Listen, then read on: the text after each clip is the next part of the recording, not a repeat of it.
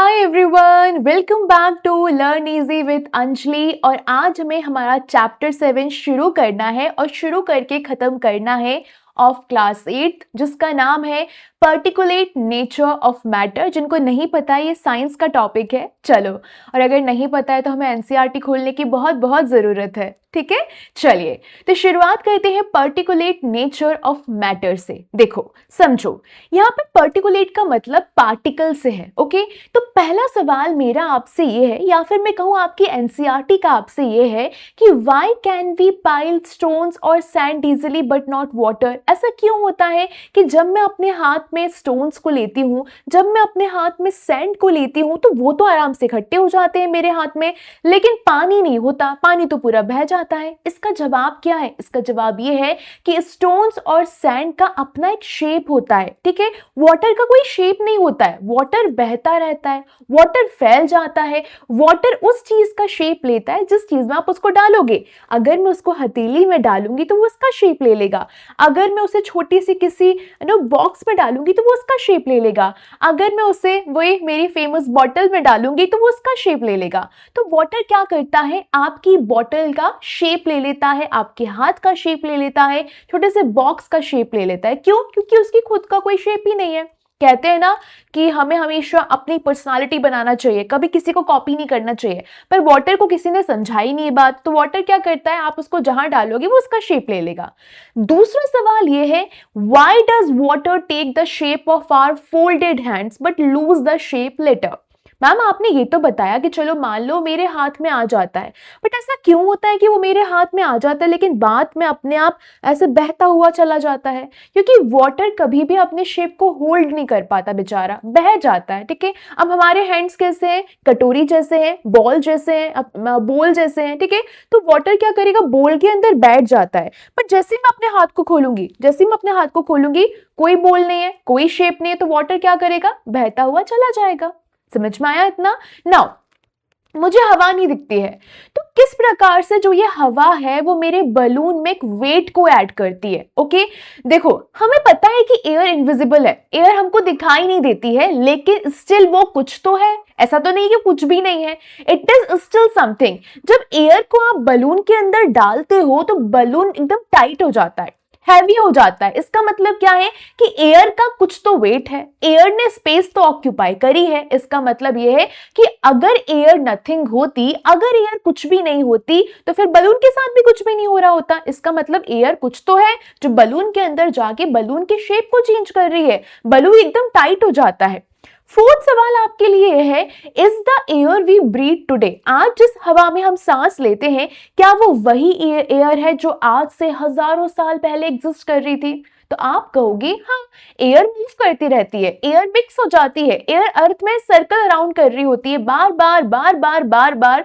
तो वो same air है, वही प्लांट्स इस्तेमाल कर रहे हैं, वही एनिमल्स इस्तेमाल कर रहे हैं, वही ह्यूमंस इस्तेमाल कर रहे हैं, और वापस से वो नेचर के पास आ जाती है। अब एक कहानी से हम शुरू करते हैं। देखो हमें पता है कि हमारे आसपास बहुत सारे पत्थर होते हैं, बड़े बड़े पत्थर कह लो या फिर कह लो कि कंकड़ होते हैं, पेबल्स जो रहते हैं, और जो सैंड रहते हैं हमारे आसपास हमको दिखते हैं। जब भी हम खेलने जाते हैं या फिर हम स्कूल भी जाते हैं, ग्राउंड में भी जाते हैं, तो हमको दिखता है। लेकिन सवाल मेरा ये है कि जो ये स्टोन्स रहते हैं, जो ये पेबल्स रहते हैं, जो ये सैंड रहते हैं, वो आते कहाँ से हैं? अब इमेजिन करो, एक बहुत बड़ा सा माउंटेन है जो बहुत बड़े बड़े रॉक्स का बना हुआ है। अब बहुत साल हो गए, अब बहुत सालों में ऐसा तो है नहीं कुछ हुआ नहीं होगा, बरसात हो रही होगी, हवा चल रही होगी, सनलाइट एकदम जोरों की आ रही होगी, रिवर्स फ्लो कर रही होंगी, तो ये सारी चीजें रॉक को कहीं ना कहीं हिट तो कर रही होंगी। धीरे धीरे धीरे धीरे, या फिर मैं कहूँ बहुत धीरे धीरे धीरे धीरे रॉक टूटना शुरू हो जाती है।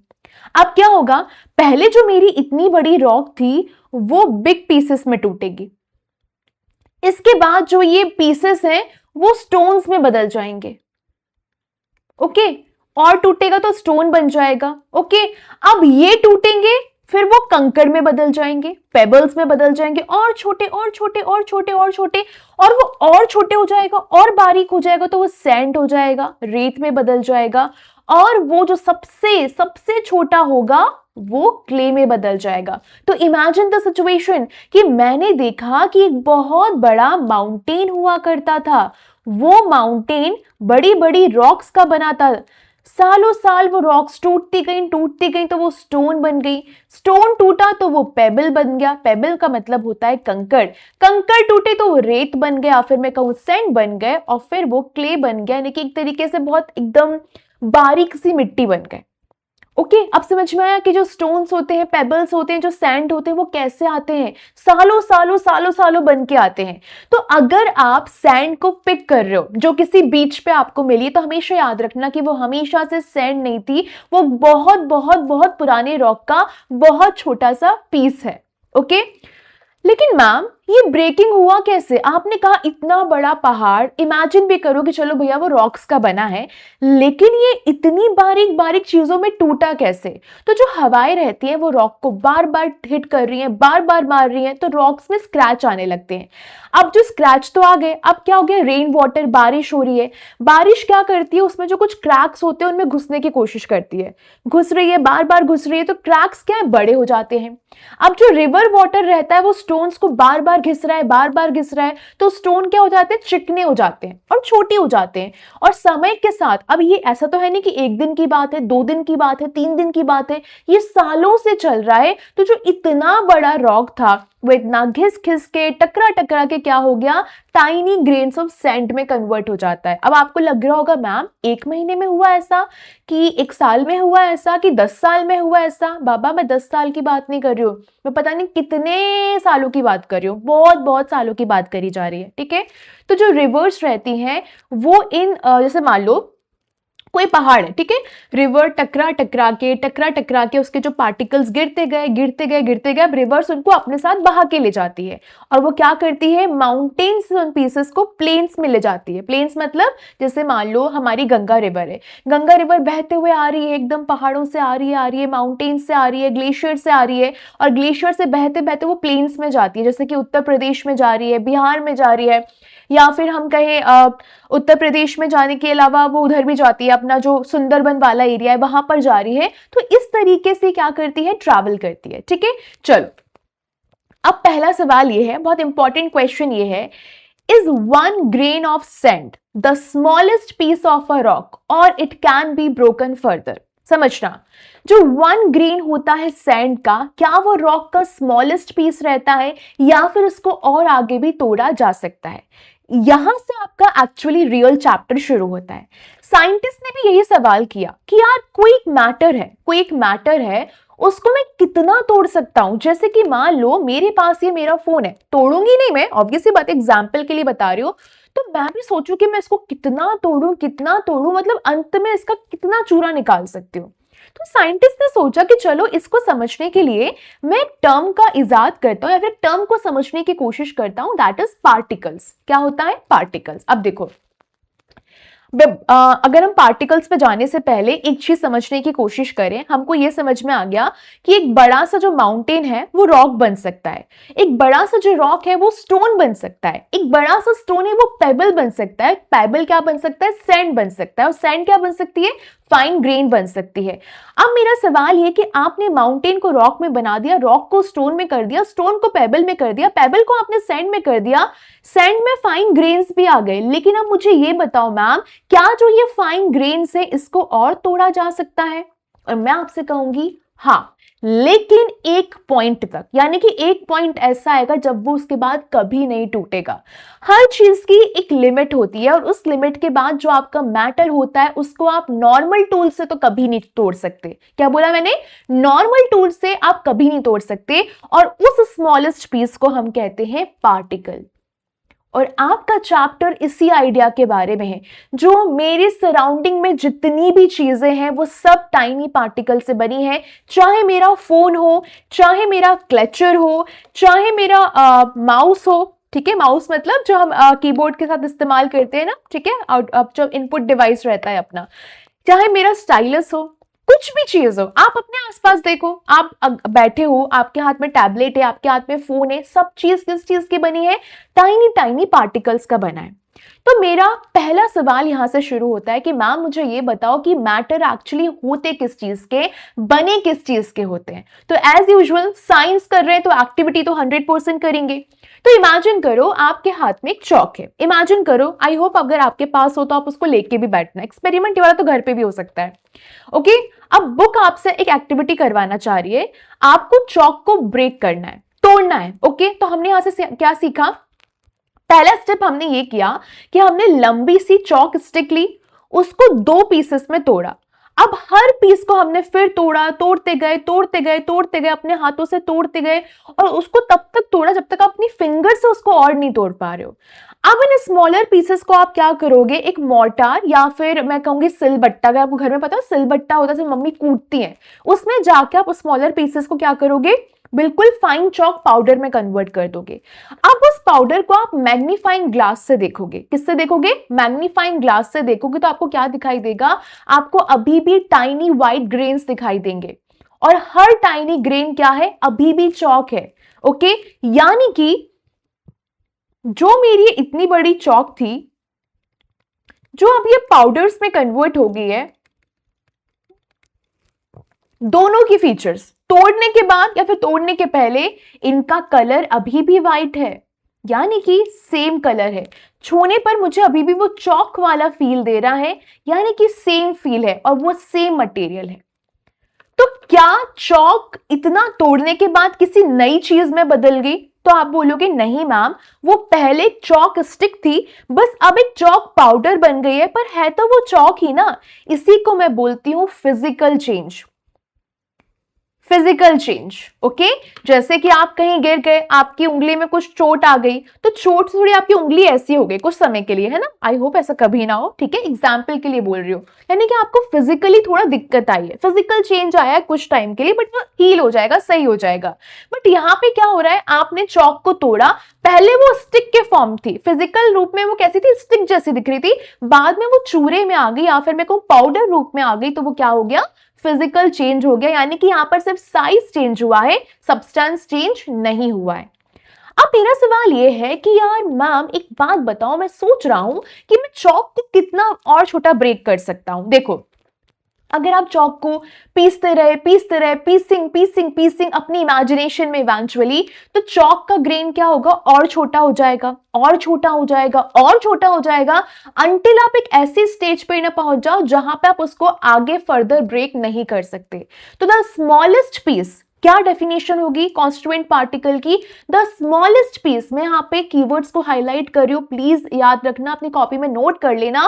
द स्मॉलेस्ट पीस जिसको मैं अब और ज्यादा ब्रेक नहीं कर सकती, that can not be broken any more, is called the constituent particle. तो कॉन्स्टिट्यूएंट पार्टिकल को आप कैसे डिफाइन करोगे? The smallest piece that can not be broken into any other form, या फिर मैं कहूं anymore is called the constituent particle। या फिर इसकी सबसे प्यारी डेफिनेशन ये है कि टाइनी बेसिक यूनिट होती है और स्मॉलेस्ट बिल्डिंग ब्लॉक होता है किसी भी सब्सटेंस का।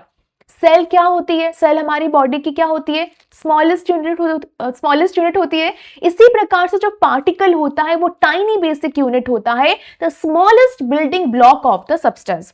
So the whole chalk stick जिसकी मैं आपसे बात करी थी was actually made of a huge number of these tiny particles। Same यही चीज सैंड के लिए होती है, सेम यही चीज क्ले के लिए होती है। सैंड ग्रेन्स हो चाहे क्ले ग्रेन्स हो, वो भी बहुत टाइनी टाइनी दिखाई देते हैं, but each one of them is made of even tinier particles inside। अगर आपको ये लगता है कि वो सबसे टाइनी पार्टिकल्स है, तो ऐसा नहीं है, वो और भी छोटे टाइनियर पार्टिकल्स के उनके अंदर उसके बने हुए रहते हैं। ठीक है, चलिए अब आपके लिए आती है अगली एक्टिविटी, जहां पर वो ये कहना चाह रहा है कि आखिर ये शुगर जाती कहां जब वो घुल जाती है। ठीक है, तो आप क्या करोगे, एक गिलास पानी लोगे, उसमें 2 चम्मच शक्कर डालोगे, उसको स्टिर मत करना, घुमाना मत, ओके, घोलना मत। अब क्या होगा, आप ऊपर से टॉप से क्या करोगे, थोड़ा सा पानी लेके चखना, आपको वो मीठा नहीं लगेगा। इसका रीजन क्या है? रीजन ये है कि जो आपकी शक्कर है वो नीचे बैठ गई है, क्योंकि वो अच्छे से मिक्स नहीं हुई है। अब स्टेप 4 क्या है, अब उस वाटर को अच्छे से घोलना जब तक कि शुगर डिसअपियर ना हो जाए, उसको वापस से टेस्ट करना। अब वो आपको वाटर मीठा मीठा लगेगा। इसका मतलब क्या है कि शुगर कहीं वैनिश नहीं हुई है, गायब नहीं हो गई है, जादू नहीं हो गया है, वो अभी भी वहां पर है, बट अब वो हमको वहां पर नहीं दिख रही है। ठीक है।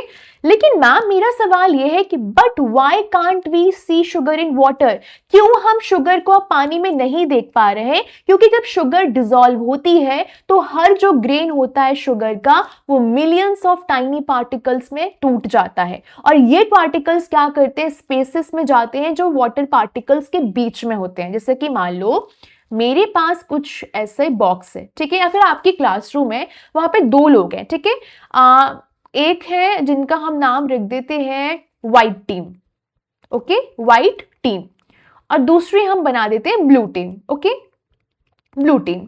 ब्लू टीम का नाम है हमारा वाटर, ठीक है। तो ब्लू टीम को मैंने बोला जल्दी से जाओ, तुम्हारे पास जितनी भी क्लास में स्पेस है जाके अपने हिसाब से बैठ जाओ। अब ब्लू टीम जाके बैठ गई, ऐसे ऐसे ऐसे ऐसे ऐसे ऐसे ऐसे ऐसे बैठ गई, ठीक है। अब ब्लू टीम के बीच में आपको स्पेस दिखाई दे रहा है, देखो ये स्पेस है, ठीक है, जहां मेरा डॉट मूव कर रहा है वहां पर स्पेस है, ये स्पेस है, ये स्पेस है, ये स्पेस है। अब आपको यहां पर समझ में आ रहा है कि ब्लू टीम तो बैठ गई, अब मैं व्हाइट टीम को बोलूंगी व्हाइट टीम जाओ, अब तुम ब्लू टीम में जहां जहां स्पेस दिख रहा है वहां पर जाके बैठ जाओ। तो व्हाइट टीम जाएगी, भग के जाएगी और उसको जहां स्पेस दिखेगा वहां जाके बैठना शुरू कर देगी। यानी कि शक्कर ने क्या किया, शक्कर ने ये किया कि उसको जहां जहां पे स्पेस दिख रहा था पानी के बीच में वो वहां वहां जाके बैठ गई। तो क्या हुआ, ये पार्टिकल्स कहां गए, वाटर पार्टिकल्स के बीच में जो स्पेसेस थे वहां जाके बैठ गए, और इन स्पेसेस को हम क्या कहते हैं, इंटर पार्टिकल स्पेसेस, यानी कि पार्टिकल्स के बीच में जो स्पेसेस होते हैं वो वाली जगह। तो शुगर पार्टिकल्स एक्चुअली में क्या हो गया, वाटर पार्टिकल्स के बीच में जो गैप था वहां पे जाके छिप गए, ठीक है। दैट इज वाई आप उनको देख नहीं सकते, लेकिन आप उनको टेस्ट कर सकते हो, तो उनको तो आपको पता चल जाता है कि हाँ भैया शक्कर अंदर घुली है, प्रेजेंट तो है। अब एक बहुत जरूरी आइडिया है आपके लिए, आपको ये समझना होगा कि मैटर जो होता है बहुत एक्सट्रीमली टाइनी पार्टिकल्स का बना होता है। चॉक टाइनी पार्टिकल्स का बना है, शुगर टाइनी पार्टिकल्स का बना है, एयर टाइनी पार्टिकल्स की बनी है, वाटर टाइनी पार्टिकल्स का बना है, हर चीज टाइनी पार्टिकल्स की बनी है। और ये पार्टिकल्स इतने छोटे होते हैं कि that you can not see them with your eyes, you can not even see with a normal microscope. हम इनको कब देख पाते हैं, we only see large collections of these particles जब वो पूरे साथ में होते हैं, ठीक है। अब एक बहुत बड़ा सवाल आपके लिए है कि how do these particles stay together in solids like chalk. Ma'am आपने हमें चॉक का एग्जाम्पल दिया था, बट ये जो पार्टिकल्स होते हैं वो चॉक में अच्छे से कैसे स्टे करते हैं, साथ में कैसे स्टे करते हैं। देखो चॉक हमको बहुत हार्ड दिखती है, बहुत स्ट्रांग दिखती है, बट वो एक्चुअली बहुत टाइनी पार्टिकल्स की बनी रहती है। लेकिन वो पार्टिकल्स कैसे इस तरीके से एकदम एक दूसरे से जुड़े हुए रहते हैं, ये हम अगले चैप्टर में सीखेंगे, फोर्सेस बिटवीन पार्टिकल्स। लेकिन खैर अगले चैप्टर में तो आप कुछ और ही सीखोगे, हम हो सकता है इसको नेक्स्ट पार्ट में सीखें। लेकिन आप एक बात समझो कि जो फोर्सेस बिटवीन पार्टिकल्स हैं, जैसे मान लो मैंने आपको बोला कि चॉक के जो पार्टिकल्स रहते हैं वो एक दूसरे से कैसे जुड़े रहते हैं। तो जैसे ये पार्टिकल्स है, ठीक है। अब इन पार्टिकल्स में आप देख पा रहे हो कितना कितना मतलब स्पेस एकदम ना के बराबर है, सब एक दूसरे में घुसे हुए हैं। तो अगर आपसे कोई बोल रहा है कि भाई चॉक के जो पार्टिकल्स हैं या फिर चॉक है वो इतनी स्ट्रॉन्ग कैसी है, तो ये किसकी वजह से हो रहा है कि जो पार्टिकल्स के बीच का फोर्स है वो बहुत स्ट्रॉन्ग है, ठीक है। अब नेक्स्ट चैप्टर की जगह हम इसको इसी में सीखेंगे, ठीक है। अब ध्यान से देखो, सबसे पहले आपको ये समझना है कि जो डिफरेंट स्टेट्स ऑफ मैटर रहते हैं, ठीक है, वो कौन डिसाइड करता है या फिर वो कैसे डिसाइड होता है। Why do some materials become solid? ऐसा क्यों होता है कि कुछ मटेरियल सॉलिड हो जाते हैं, ऐसा क्यों होता है कि कुछ मटेरियल लिक्विड हो जाते हैं, ऐसा क्यों होता है कि कुछ गैस हो जाते हैं। अब स्टेट्स ऑफ मैटर को समझने से पहले सबसे पहले आपको यह समझना है कि मैटर क्या होता है। Matter is equal to tiny particles, और ये टाइनी पार्टिकल्स एक दूसरे को अट्रैक्ट करते हैं। क्या करते हैं, अट्रैक्ट करते हैं। जैसे कि दो मैग्नेट्स होती हैं, वो क्या करती हैं, एक दूसरे को पुलिंग ईच अदर, ओके। तो पुलिंग फोर्स को मैं क्या कहती हूँ, खींचने वाले फोर्स को क्या कहती हूं, इंटर पार्टिकल अट्रैक्शन। इंटर का मतलब होता है बिटवीन और पार्टिकल का मतलब होता है स्मॉल पीसेस। तो इंटर पार्टिकल का क्या मतलब हो गया, अट्रैक्शन बिटवीन द पार्टिकल्स, ठीक है। इतना समझ में आया। अब आगे बढ़ते हैं। देखो, आपका जो स्ट्रेंथ होता है अट्रैक्शन का, वो दो चीजों पर डिपेंड करता है कि पार्टिकल्स कितने क्लोज हैं और what kind of substance it is, वो किस प्रकार का सब्सटेंस है।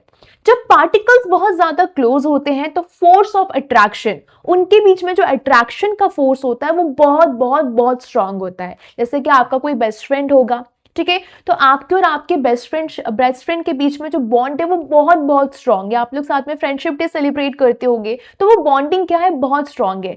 लेकिन जब पार्टिकल्स आपको दिख रहा है कि एक दूसरे से दूर जा रहे हैं, यानी कि उनके बीच में अट्रैक्शन वीक है, जैसे कि मान लो कोई है जो आप जिससे आपको कोई फर्क नहीं पड़ता, एग्जिस्ट करता होगा, एग्जिस्ट करती होगी, और कोई आपको पसंद भी नहीं होगा, इसका मतलब क्या है कि वहां पर अट्रैक्शन थोड़ा वीक है, इसलिए हमारी बॉन्डिंग थोड़ी लूज हो रही है, इसलिए हम एक दूसरे से दूर जा रहे हैं।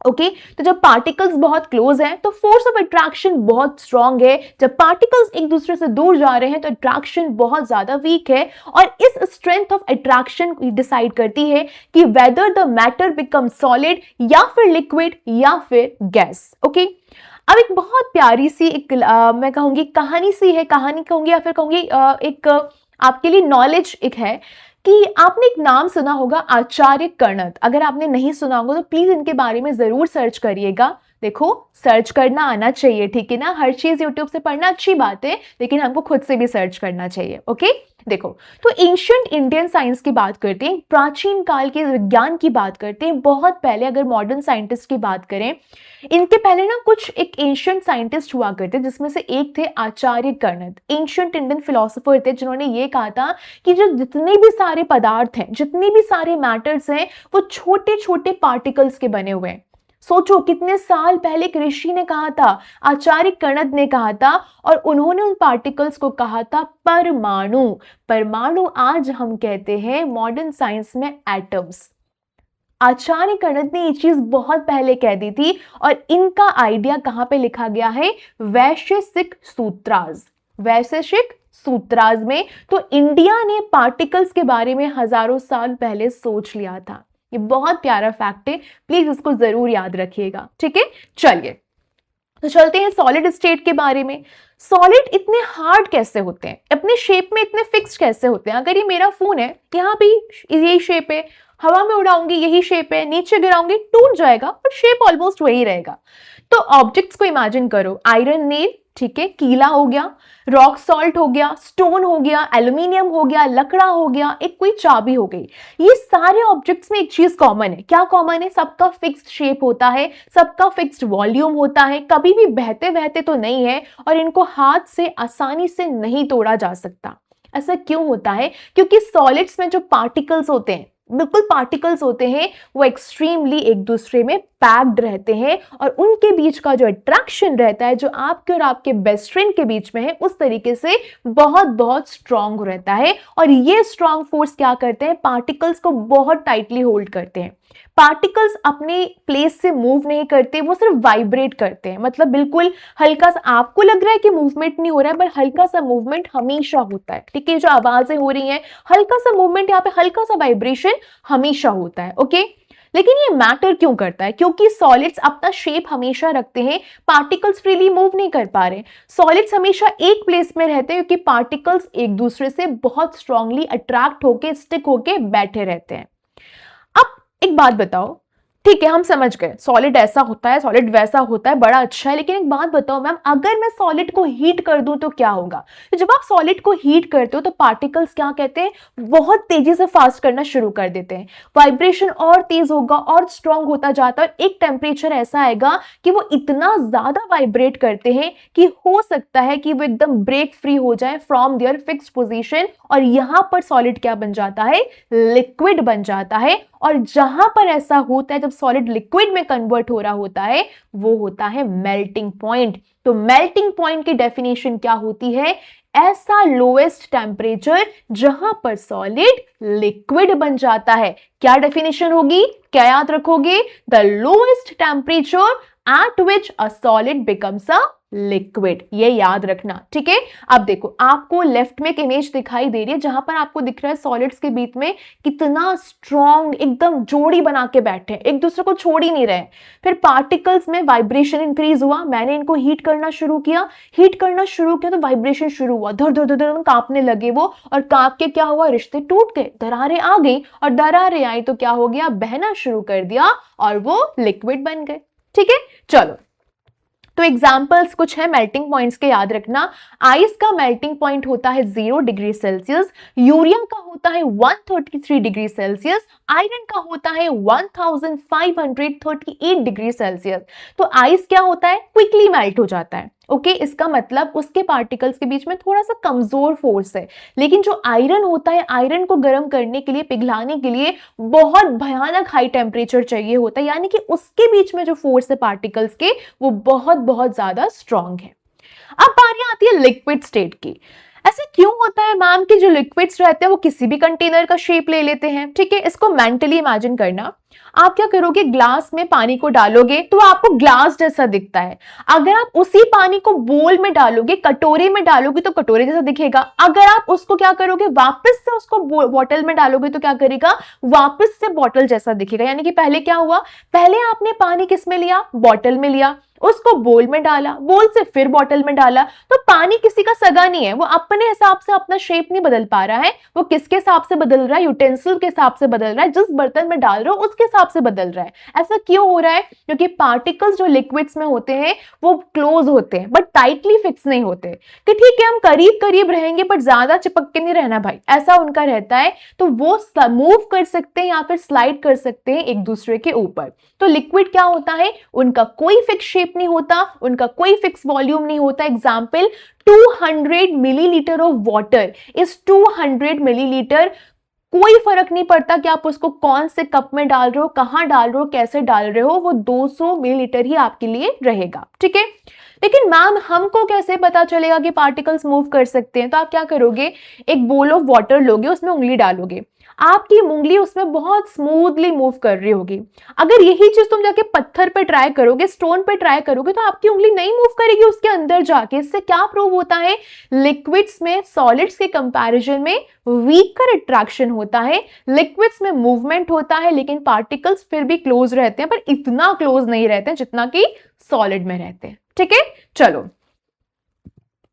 अब आपने सॉलिड का बता दिया था हमको कि सॉलिड में क्या होता है कि ज्यादा करो तो वाइब्रेशन होता है, वो लिक्विड में बन जाता है, और लिक्विड में जब बनता है तो मेल्टिंग पॉइंट कहलाता है। जब मैं लिक्विड को हीट करूंगी तो क्या होगा, जैसे मान लो तुमने पानी को हीट किया तो क्या हो गया, उसके पार्टिकल्स भी बहुत तेजी से मूव करना शुरू कर देंगे, एक दूसरे को पुश करना शुरू कर देंगे। भाई गर्मी लग रही है, उनको तुम हीट कर रहे हो, अट्रैक्शन और वीक हो जाएगा। सॉलिड में जो हुआ वो यहां पे भी शुरू होगा और पार्टिकल्स फैलना शुरू कर देंगे और वो फैल के हवा में उड़ जाएंगे। और ये कौन सी प्रोसेस है, यहां पर आपका लिक्विड गैस बन रहा है, तो इस टेम्परेचर को मैं कहूंगी बॉइलिंग पॉइंट। तो ऐसा टेम्परेचर जहां पे मेरा लिक्विड क्या बन रहा है, वेपर बन रहा है, वो क्या होता है, बॉइलिंग पॉइंट होता है। सॉलिड से जब लिक्विड गया तो वो मेल्टिंग पॉइंट कहलाया, लेकिन जब लिक्विड वेपर बना तो वो बॉइलिंग पॉइंट कहलाया। इस चीज को याद रखना, ठीक है। चलिए अब बॉइलिंग पॉइंट पे क्या होता है, बबल्स फॉर्म होते हैं, वेपर बहुत तेजी से ऊपर उठता है, स्टीम प्रोड्यूस होती है। आपके लिए क्या इंपॉर्टेंट है, इवन बॉइलिंग पॉइंट के नीचे वाला जो पार्ट है, liquids can form vapour slowly at the surface. वो उड़ेंगे नहीं, लेकिन हाँ सरफेस पे वेपर बनना शुरू कर देंगे, और इस चीज को मैं कहती हूं एवेपोरेशन।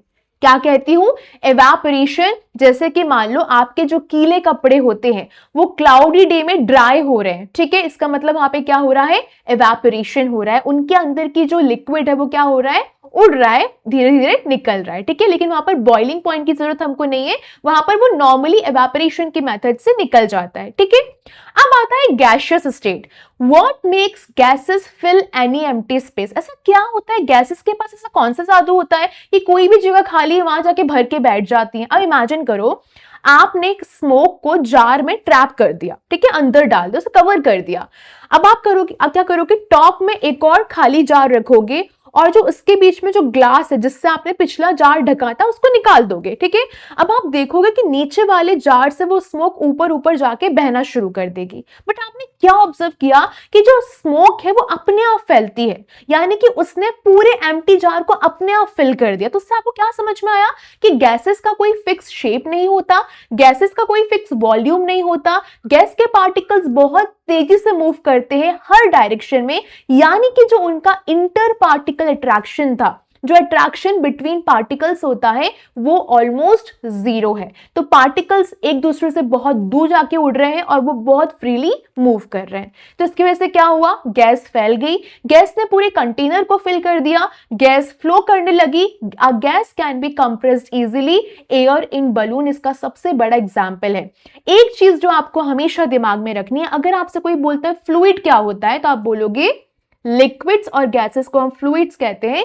फ्लूइड्स का मतलब होता है वो दोनों चीजें जो फ्लो कर रही हैं। तो फ्लो कौन कर रहा है, लिक्विड कर रहा है। लिक्विड बहता है, हवा भी बहती है, गैस भी बहती है, लेकिन सॉलिड कभी नहीं बहता है। ठीक है, तो चलो एक विजुअल को इमेजिन करना।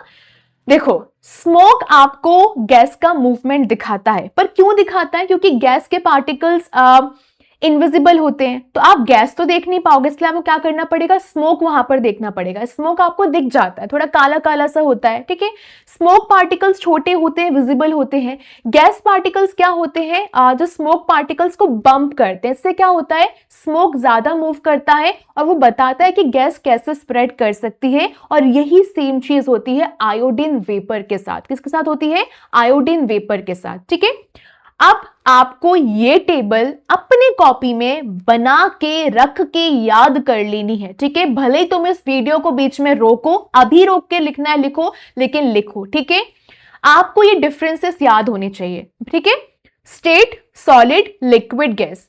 पहले हम पार्टिकल डिस्टेंस की बात करते हैं। सॉलिड में बहुत क्लोज होते हैं। अच्छा, एक डायग्राम भी बना लेना नीचे इसको इस तरीके से। पार्टिकल्स के बीच में स्पेस क्या होता है, बहुत एकदम करीब होता है, ये हमेशा याद रखना। लिक्विड में वेरी क्लोज नहीं होता, बट ठीक है क्लोज होता है। और गैस में क्या होता है, सब इधर उधर उड़ रहे हैं। ठीक है, तो ऐसे बना लेना अच्छे से, ड्राइंग अच्छी होगी तुम्हारी तो तुम बना लोगे। ठीक है, चलो, तो सॉलिड में पार्टिकल डिस्टेंस बहुत क्लोज होता है, लिक्विड में क्लोज होता है, बहुत क्लोज नहीं होता है, गैस में बहुत दूर होता है। अट्रैक्शन की बात करी जाए तो सॉलिड में बहुत ज्यादा स्ट्रांग होता है इंटर पार्टिकल अट्रैक्शन, लिक्विड में मीडियम होता है, गैस में ऑलमोस्ट जीरो होता है। अगर मैं मूवमेंट की बात करूं तो सॉलिड में सिर्फ वाइब्रेशंस होते हैं, लिक्विड स्लाइड कर सकता है और गैस में फ्री मूवमेंट होता है पार्टिकल्स का। अगर मैं शेप की बात करूं, सॉलिड में फिक्स शेप होता है, लिक्विड में कोई फिक्स शेप नहीं होता, गैस में भी कोई फिक्स शेप नहीं होता। अगर मैं वॉल्यूम की बात करूं, सॉलिड फिक्स्ड है, लिक्विड फिक्स्ड है, लेकिन गैस का कोई फिक्स्ड वॉल्यूम नहीं होता। ठीक है, चलिए अब मैम आपने हमको बताया कि इंटर पार्टिकल क्या होता है, लेकिन मैम अब एक बात बताओ, जो सॉलिड होता है, जो लिक्विड होता है, वो गैस होता है, उनका इंटर पार्टिकल स्पेसिंग इतना डिफर क्यों करता है, इतना अलग अलग क्यों होता है?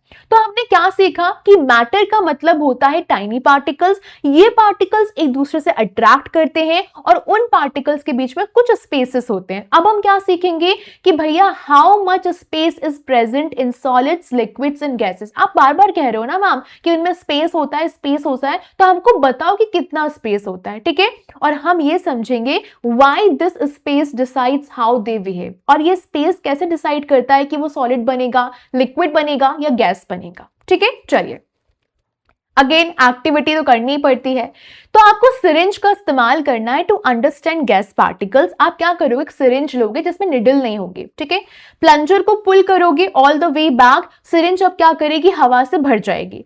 अब आप क्या करोगे, प्लेस करोगे अपना अंगूठा ऑन द ओपन एंड, ताकि आपकी हवा बह ना जाए, या फिर मैं कहूं एस्केप ना कर पाए, भग ना जाए। अब आप क्या करोगे, जो प्लंजर है उसको धीरे धीरे धीरे वापस से अपनी जगह पुश करोगे। ठीक है, इससे क्या होगा, आपको ये समझ में आएगा कि पहले पुश करना आसान था, लेकिन धीरे धीरे धीरे वो हार्ड होता गया और प्लंजर को आप अच्छे से पुश नहीं कर पा रहे हो। इसका मतलब ये क्या है, जो वॉल्यूम ऑफ एयर है जो अंदर है वो स्मॉलर हो गया है। The volume of air inside becomes smaller. पहले में पूरे में एयर था, लेकिन जब आपने उस प्लंजर को और किया तो वो अंदर अंदर से क्या होता है, जैसे मान लो आपने इमेजिन करना, अभी शायद आपको समझ में ना आए, आपके पास पिचकारी है। पिचकारी तो पता होगा ना, होली में जो खेलते हैं पिचकारी से, तो आपने पिचकारी में पानी भरा, ट्रांसपेरेंट पिचकारी है। ठीक है, आपने जहां से पिचकारी अपना पानी छोड़ती है वहां पर आपने अपना थंब लगा दिया, ठीक है। अब आपने प्लंजर से बंद करना शुरू किया तो पानी पहले पूरे में भरा था, फिर पानी थोड़ा और अंदर जाएगा, फिर और अंदर जाएगा, लेकिन एक टाइम पे पानी ना यहां तक जम जाएगा। अब वो आपको अंदर प्रेशर नहीं लाने देगा, यानी कि पानी ने क्या किया, उसका वॉल्यूम पहले फुल था बट बेचारा खुद को दबा दबा के सिकुड़ सिकुड़ के थोड़ा इधर तक आ गया। सेम ये चीज यहां पर हवा के साथ हो रही है, यानी कि वो क्या बताना चाह रहा है कि हवा पहले पूरे में थी पर आपने क्या किया, उसको और दबाया और दबाया, अब वो इतने सारी जगह में क्या हो गई, एक जगह पूरी इकट्ठी होकर बेचारी बैठ गई। इसका मतलब क्या हुआ, जो गैस पार्टिकल्स होते हैं उनके बीच में एक्चुअली बहुत सारा स्पेस होता है। ओके तो जब आपने प्लंजर को पुश किया, जब आपने प्लंजर को पुश किया तो आप क्या कर रहे हो, जो गैस पार्टिकल्स है उनको फोर्स कर रहे हो एकदम क्लोज आने के लिए। अब जो एम्प्टी स्पेसेस थे उनके बीच में, जैसे मान लो मेरा प्लंजर ये है, ओके, प्लंजर के अंदर मेरी जो हवा के पार्टिकल्स पहले वो ऐसे थे, मैंने उनको और दबाया और दबाया और दबाया तो बेचारे यहाँ आके एक जगह जमा हो गए। ओके यानी कि पहले उनके बीच में बहुत सारा गैप था, अब वो जो एम्प्टी स्पेस है वो और छोटा हो गया, गैस क्या हो गई, कंप्रेस हो गई। तो जैसे ही आपने पुश करना बंद किया, गैस पार्टिकल्स ने सांस ली कि नहीं भैया वापस से फैलो, और प्लंजर क्या हुआ, वापस से बैकअप पे आ गया। तो गैस हाईली कंप्रेसिबल होती है, आप उसको जितना चाहो उतना स्क्वीज कर सकते हो, ज्यादा नहीं, उसकी भी लिमिट होती है, बट हाँ वो स्क्वीज हो जाती है, क्योंकि क्या होता है, पार्टिकल्स के बीच में स्पेस बहुत होता है। तो अगर स्पेस ज्यादा है तो आप क्या कर सकते हो, उसको स्क्वीज करके कंप्रेस कर सकते हो, ठीक है। अब वहीं पर अगर मुझे लिक्विड में समझना है कि स्पेस का प्रॉब्लम क्या है, तो क्या है, आप क्या करोगे, ग्लास वेजल को हाफ फिल करोगे वाटर के साथ, उसमें आप लेवल ए मार्क कर दोगे, ठीक है। अब उसमें आप 2 चम्मच शुगर डालोगे, उसको लेवल बी मार्क कर दोगे, क्योंकि वो बढ़ जाएगा, कुछ अंदर गया तो वो बढ़ जाएगा।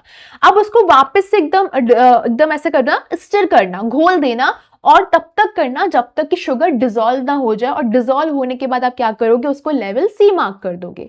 यहां पर क्या हुआ, जब शुगर डिसॉल्व होगी तो वाटर लेवल फॉल स्लाइटली, ठीक है। यानी कि पहले क्या हुआ, पहले आपका पानी ए पे यहां था, बी में आपने शक्कर डाली, यहां गया, लेकिन जैसे ही घोल दिया वो नीचे आ गया, it becomes lower than point B. ऐसा क्यों हुआ, तो जब आपने पहले शुगर को ऐड किया तो वो शुगर क्या था, सिंपली बैठ गई थी नीचे, तो पानी क्या हो गया, ऊपर चला गया, तो वॉल्यूम इंक्रीज हो गया। लेकिन जब शुगर डिसॉल्व हो गई, उसके टाइनी पार्टिकल्स क्या हो गए, एकदम उसके जो मैंने कहा था ना कि एकदम जो वाटर पार्टिकल्स के बीच में टाइनी स्पेस होते हैं, वहां जाके शुगर के पार्टिकल छिप जाते हैं, तो वहां जाके छिप गई, तो टोटल वॉल्यूम क्या हो गया, हमारे वॉल्यूम ऑफ वाटर और वॉल्यूम ऑफ शुगर ग्रेन से कम हो गया।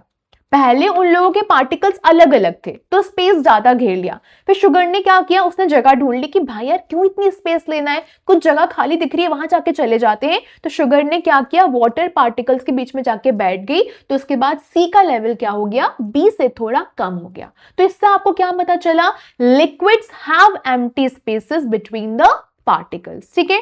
यही चीज आप सॉल्ट के साथ ट्राई करोगे, यही चीज ग्लूकोज के साथ ट्राई करोगे, सैंड के साथ ट्राई करोगे, क्या होगा, सॉल्ट डिसॉल्व होगा, सिमिलर इफेक्ट दिखाई देगा, ग्लूकोज डिसॉल्व होगा, सिमिलर इफेक्ट दिखाई देगा, सैंड डिसॉल्व नहीं होगा। सैंड पार्टिकल्स कभी भी ब्रेक नहीं होते हैं टाइनी पार्टिकल्स में, वो कभी भी स्पेसेस में एंटर नहीं करते हैं, वो सेपरेट रहते हैं, सेटल डाउन हो जाते हैं और वॉल्यूम को इंक्रीज करते हैं, ठीक है। चलो, Why does sugar dissolve but sand doesn't? क्योंकि शुगर पार्टिकल्स बहुत छोटे होते हैं and get separated easily in water, okay. लेकिन सैंड पार्टिकल्स कंपेरेटिवली बड़े होते हैं, हार्ड होते हैं, वो टाइनी पार्टिकल्स में टूटते नहीं है आसानी से, and they do not fit inside waters empty spaces.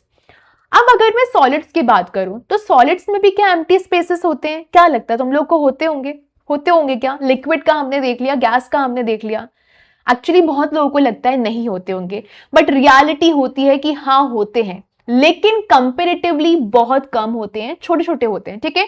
तो इवन दो सॉलिड्स ऐसा लगता है कि फुल्ली पैक्ड है, हार्ड है, लेकिन उनके पार्टिकल्स का अरेंजमेंट हमेशा ऐसा होता है, पहले हुआ पार्टिकल, फिर टाइनी गैप आया, फिर पार्टिकल, टाइनी गैप आया, फिर पार्टिकल, टाइनी गैप आया। पर ये गैप कंपेरेटिवली अगर गैस से कंपेयर कर रहे हो, लिक्विड से कंपेयर कर रहे हो, तो बहुत बहुत बहुत स्मॉल होते हैं। तो आपको एक चीज याद रखनी है, ये गैप्स कभी भी एयर से फिल नहीं किए जा सकते हैं, वो सिंपली एम्प्टी रहते हैं, खाली रहते हैं, वैक्यूम जैसे स्पेसेस रहते हैं, ठीक है। तो अगर मैं इतनी सारी चीजों को जो हमने देखा, लिक्विड को देखा, सॉलिड को देखा, गैस को देखा, इंटर पार्टिकल स्पेसिंग को समझा, तो सिंपलेस्ट वे क्या है मैम याद करने का? आप जरा शॉर्ट में हमको समझाओ, तो हमारा माथा फिर गया है। देखो, सॉलिड्स के आप फीचर्स देखते हैं, विशेषताएं देखते हैं, पार्टिकल्स बहुत क्लोज होते हैं, वेरी स्मॉल एम्प्टी स्पेसेस होता है, अट्रैक्शन बहुत ज्यादा स्ट्रांग होता है, इनको कंप्रेस नहीं कर सकते, इनका फिक्स्ड शेप रहता है, फिक्स्ड वॉल्यूम रहता है। फिर हम बात करेंगे लिक्विड्स की। लिक्विड्स के पार्टिकल्स क्लोज रहते हैं पर टाइटली पैक्ड नहीं रहते हैं, स्पेसेस सॉलिड से ज्यादा बड़े रहते हैं, पार्टिकल्स स्लाइड कर सकते हैं, स्लाइटली कंप्रेसिबल होते हैं, कोई फिक्स शेप नहीं होता, फिक्स्ड वॉल्यूम होता है। फिक्स्ड वॉल्यूम होता है पर फिक्स शेप नहीं होता। गैसेस की बात करूं, पार्टिकल्स एक दूसरे से बहुत बहुत दूर रहते हैं, बहुत बड़े एम्प्टी स्पेसेस रहते हैं, अट्रैक्शन ऑलमोस्ट उनका जीरो रहता है, हाईली कंप्रेसिबल रहता है, कोई फिक्स शेप नहीं होता, कोई फिक्स वॉल्यूम नहीं होता, ठीक है। चलिए, अगर मैं आपको समझाऊं मीनिंग ऑफ पार्टिकल बाकी कॉन्टेक्स्ट में, तो कभी कभार आप सुनते होगे ना, dust particles in the air, हवा में कितने डस्ट पार्टिकल्स हैं, या फिर आपने सुना होगा सस्पेंडेड पार्टिकुलेट मैटर एसपीएम। तो अगर आप ये बोलो कि मैम आपने हमको ये बताया कि पार्टिकल सबसे छोटा टाइनी सब्सटेंस होता है जिसको आप आगे ब्रेक नहीं कर सकते, तो जो एयर के डस्ट पार्टिकल की बात करें वो सेम होता है क्या? देखो, वो दोनों सेम नहीं होते हैं।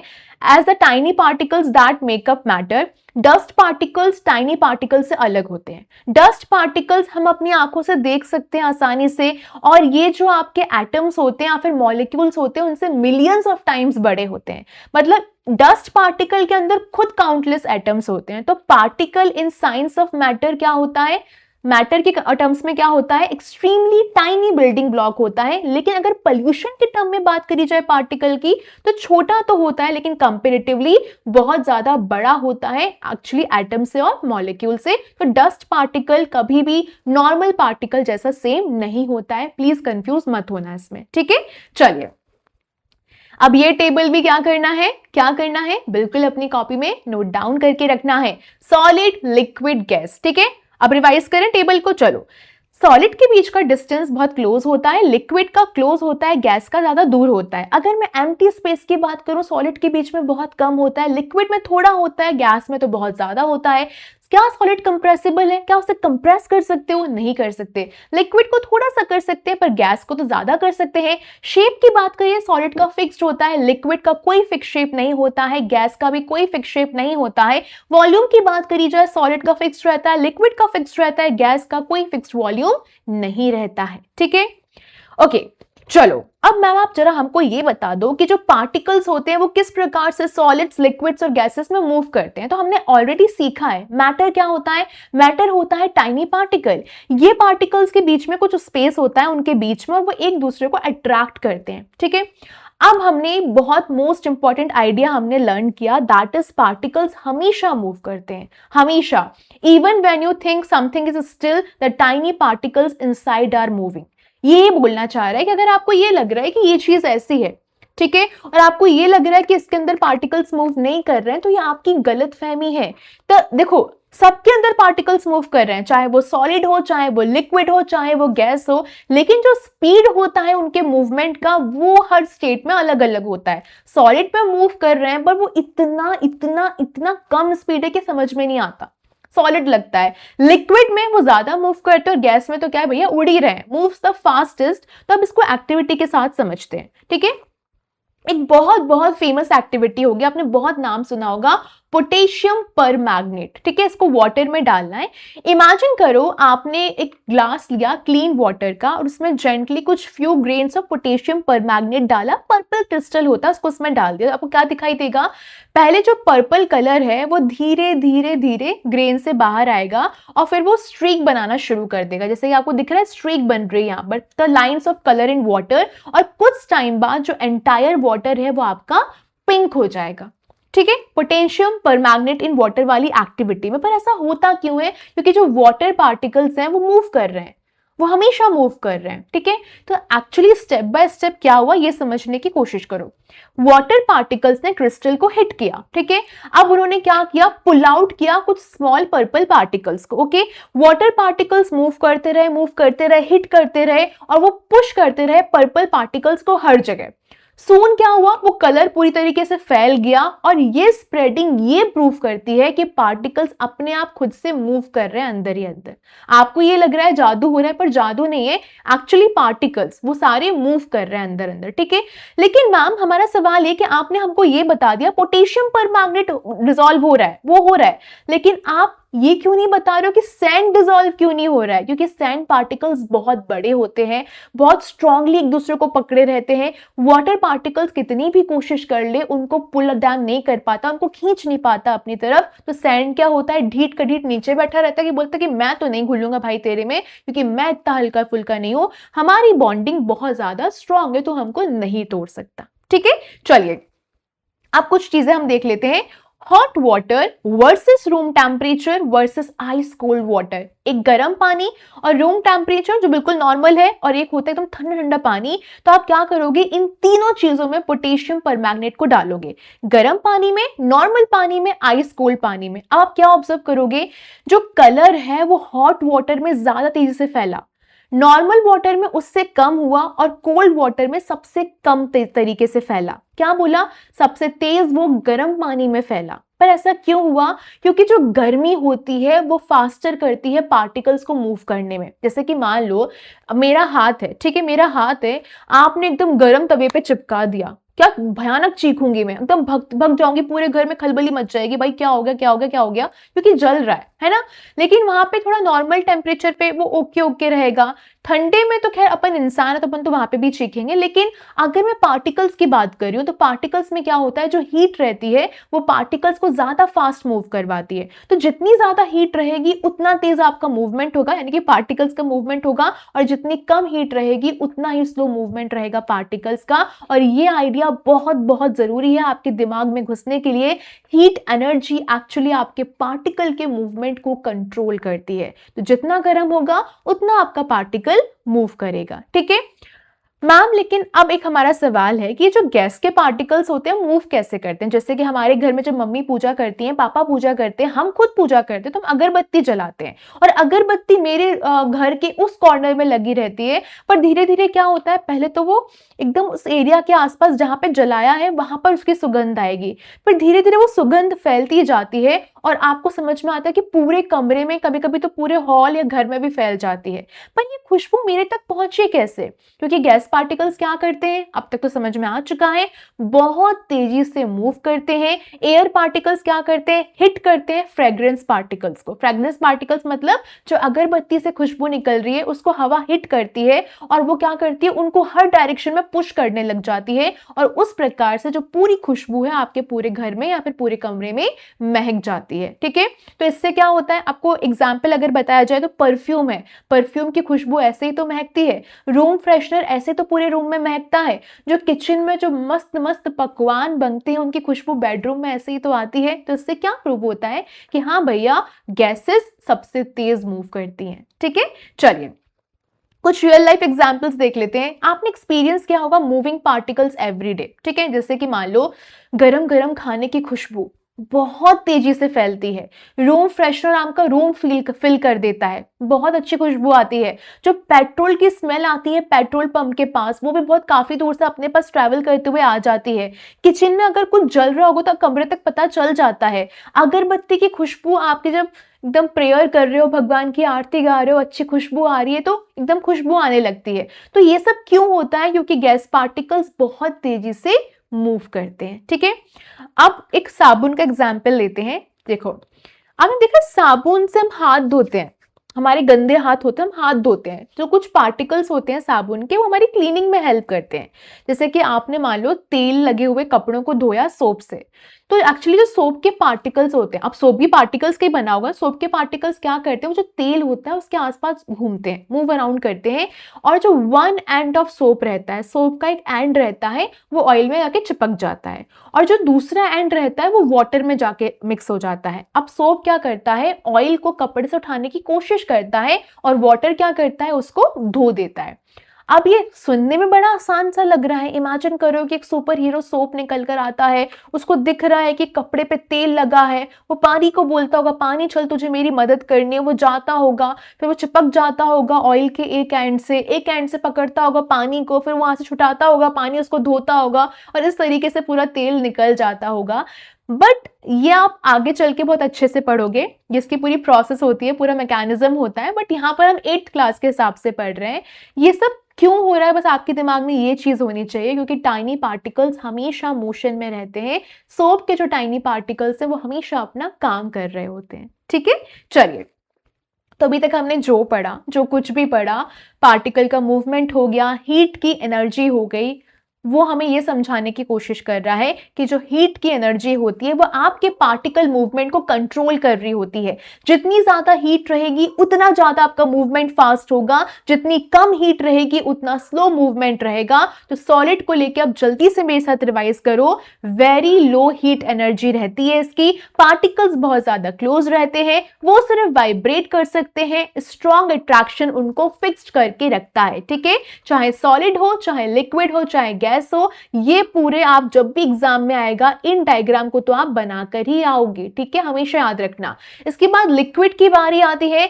मोर हीट एनर्जी होती है सॉलिड के कंपैरिजन में। पार्टिकल्स मूव करते हैं अराउंड में, अट्रैक्शन वीक होता है बट पूरी तरीके से नहीं गया होता है, और वो एक दूसरे के ऊपर स्लाइड ओवर करते हैं, मतलब एक दूसरे को एकदम फ्लो करने में हेल्प करते हैं। गैस की बात करी जाए, बहुत हाई हीट एनर्जी रहती है, पार्टिकल्स फ्रीली सारे डायरेक्शन में अपना घूम रहे होते हैं, अट्रैक्शन ऑलमोस्ट जीरो होता है और ये बहुत तेजी से फैलते हैं और सारे अवेलेबल स्पेस को फिल कर देते हैं। ठीक है, लेकिन मैम एक बात बताओ, ये जो स्टेट के चेंजेस हैं, आपने बोला था हमको कुछ याद आ रहा है, मेल्टिंग पॉइंट करके कुछ बताया था, बॉइलिंग पॉइंट करके कुछ बताया था, तो ये स्टेट में चेंजेस होते हैं वो कैसे होते हैं? बहुत सुपर सिंपल तरीके से अपन देखते हैं। देखो, एक फैक्ट जो आपको याद रखना है, अगर सॉलिड से लिक्विड में बदल रहा है तो वो कहलाएगा मेल्टिंग। ठीक है, तो हीट क्या करता है, स्ट्रॉन्ग अट्रैक्शन को ब्रेक करता है और पार्टिकल्स को मूव करने देता है। अगर मैं लिक्विड से गैस में बदलने की बात कर रही हूं, जैसे कि बॉइलिंग एवेपोरेशन की बात कर रही हूं, तो और ज्यादा हीट क्या करती है, पार्टिकल्स को मजबूर करती है कि वो एक दूसरे से एकदम फ्लाई अपार्ट हो जाए, एकदम दूर दूर, एकदम बिल्कुल ही दूर हो जाए, हवा में ही उड़ जाओ। ठीक है, अब एक चीज जो आपको याद रखनी है, स्टेट्स ऑफ मैटर।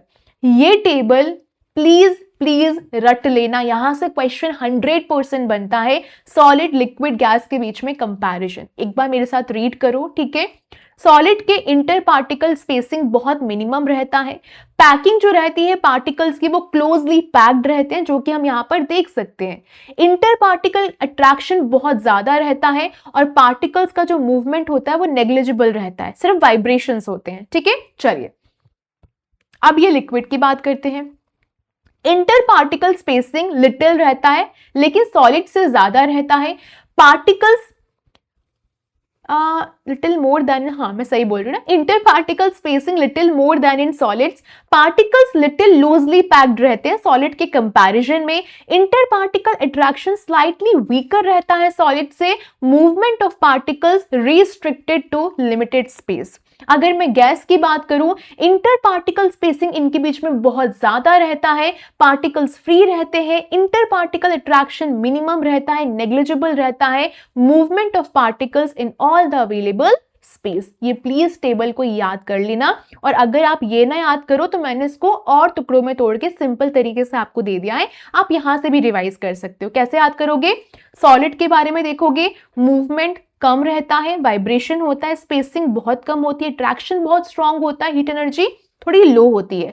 लिक्विड की बात करें, मूवमेंट मीडियम रहता है, फ्लो करता है, स्लाइड करता है, स्पेसिंग सम स्पेस रहता है बीच में, अट्रैक्शन मीडियम रहता है, हीट एनर्जी ज्यादा रहती है। गैस की बात करें, मूवमेंट बहुत फास्ट होता है, फ्री मूवमेंट होता है, स्पेसिंग वेरी लार्ज स्पेस होता है, अट्रैक्शन वेरी वीक होता है, हीट एनर्जी वेरी हाई होती है। ठीक है, तो अगर वो याद नहीं होगा तो प्लीज इसको तो जरूर याद कर लेना। ओके, अब अपना फाइनल स्टैप देख ले, रिवाइज कर ले फटाक से, जल्दी से चलो मेरे साथ बोलना।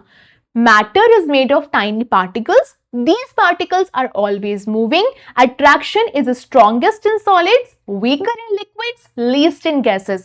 Solids की बात करोगे तो क्या होगा? फिक्स शेप होगा, वॉल्यूम होगा क्योंकि पार्टिकल्स मूव नहीं कर सकते. लिक्विड्स की बात करी जाए फिक्स्ड वॉल्यूम होगा पर कोई फिक्स शेप नहीं होगा क्योंकि पार्टिकल्स स्लाइड करते हैं. और गैसेस की बात करी जाए नो फिक्स शेप और वॉल्यूम क्योंकि पार्टिकल्स फ्रीली मूव करते हैं. आ गया समझ में? ठीक है. चैप्टर एक्चुअली बहुत इजी है. अगर बार बार रिवाइज करोगे तो पूरे कंफ्यूजन दूर हो जाएंगे. तो इसको बहुत अच्छे से पढ़ना और अपना बहुत सारा ध्यान रखना. लाइक करना, शेयर करना, सब्सक्राइब करना. और जैसे हम साइंस को खत्म कर लेंगे हम फटाक से अपनी क्वेश्चन आंसर सीरीज लेकर आएंगे, वो भी करेंगे. और अगर सोशल के वीडियोस नहीं देखें तो सोशल की प्लेलिस्ट पूरी डल चुकी है, जाके उनको भी तब तक देख लो और कंप्लीट कर लो. एटलीस्ट अपने 2 सब्जेक्ट तो यहाँ से खत्म कर ही सकते हो. Take care, bye bye.